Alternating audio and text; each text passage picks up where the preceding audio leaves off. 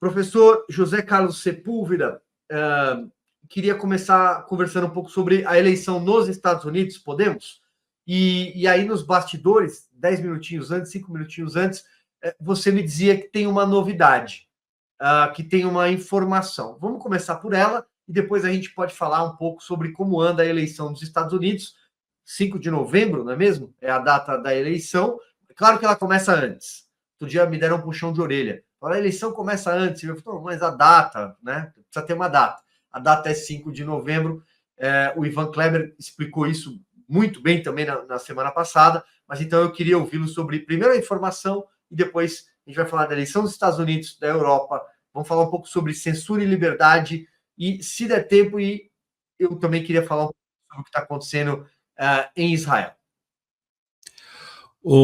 Silvio, eu queria só acrescentar uma coisa que eu disse no início, é que é o seguinte, uma das coisas que me faz vir com alegria aqui ao seu programa é que você é um jornalista fora um jornalista a sério e fora da caixinha, né? E você falou aí de uma coisa que eu acho muito importante, que é um dos problemas que eu vejo em muitas pessoas que acompanham a política, acompanham esses movimentos todos. Falta leitura, falta história recente, história remota, enfim. Ainda agora eu também estou lendo um livro, eu também gosto dos livros físicos, estou lendo um livro do Thierry Volton, que é A Volta dos Tempos Bárbaros, em que ele vai fazer a análise do que, digamos assim, da mudança do mundo a partir da invasão da Ucrânia, mas ele vai dar toda uma perspectiva histórica super interessante, o que levou a isso. Bom, mas ainda a questão dos Estados Unidos, eu estava conversando com o Ivan, e já tínhamos conversado durante essa semana, mas houve um fato que acendeu uma luz vermelha na campanha democrata. O que é que foi? Existe um famoso sindicato chamado Teamsters, que é um sindicato bem antigo nos Estados Unidos, um sindicato que no início reunia os caminhoneiros e continua a reunir os caminhoneiros, mas ao longo dos tempos ele foi abrangendo outros sindicalizados, outros operários de serviços públicos, serviços privados, e eles têm 1 milhão, quer dizer, no último cômputo era 1.400.000 sindicalizados. Bom, eles entre abril e julho eles fazem uma espécie de, não é bem uma pesquisa, porque se fosse uma pesquisa era diferente, é uma votação, quem quiser vota, para indicar qual a sua preferência do candidato que o sindicato devia endossar.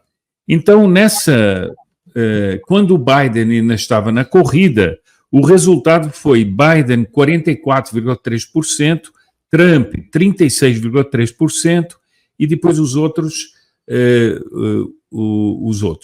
Eu não vou dar aqui para não atrapalhar os números. Bom, depois, uma vez que o Biden saiu, o sindicato se viu na obrigação de reformular essa não é uma pesquisa no sentido no sentido estrito da palavra, mas essa votação, e por isso é que isso é mais alarmante para os democratas. Houve uma mudança significativa. Desde que a Kamala Harris entrou na corrida, eles fizeram, e eu tenho aqui de 24 de julho a 15 de setembro, o resultado foi Kamala Harris 34%, Trump 59,6%, quase 60%. Portanto, uma mudança significativa, muito significativa, nesse universo que é um universo mais, digamos assim, da sociedade, mais os caminhoneiros, os trabalhadores, operários, etc. Portanto,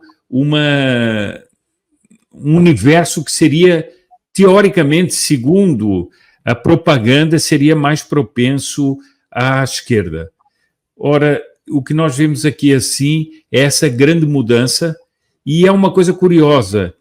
Isto não se fala no Brasil, não é? Isso já foi agora, foi no dia 15 de setembro que ele foi publicado, e não se fala no Brasil, não se propagandeia no Brasil essa grande mudança que acabou fazendo com que acendesse uma luz vermelha no Partido Democrata.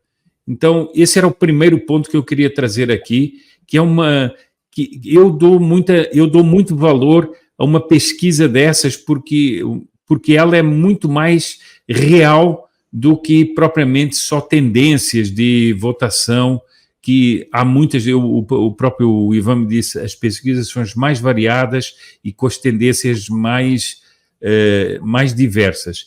Embora tenha saído uma pesquisa do New York Times que dá um empate no voto popular a 47% entre o Trump e a Kamala, e isso daria, no colégio eleitoral, uma vitória um tanto folgada do Trump.